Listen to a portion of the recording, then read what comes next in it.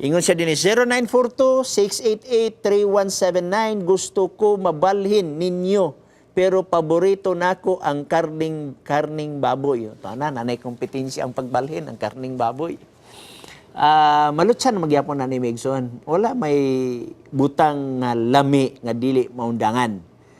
Namagay mga tao igsoon nga nanay balatian silang kasing-kasing gidid-an na sa doktor pagkaon sa unod sa baboy. Nakaundang man, no? So, kinsa man gamahanan ang doktor o ang Ginoo? Aton tanawon na last ni nga bersikulo para niini nga pangutana kinatay caller, no? Kay ako sa nimbasahon ang bersikulo aron dili na kumubalik ani nga pangutana.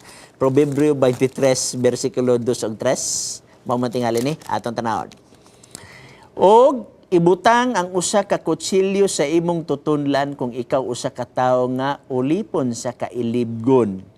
Ayaw pagtingwaa ang iyang mga lamiang pagkaon sa makita mo nga sila maoy limbungan nga makaon. Siyempre no, usay baboy limbungan kayo. Tanaw na to lechon, lami kayo lang taon, ang panit, kagubgob kuno kaunon, uban pa nga mga adjective diha. Pero kay gidili mas Ginoo, likayan tana ang mga lamian nga pagkaon. Mahimot ang ulipon ana igsoon. Boy no, natay caller ato sa dawato natong caller.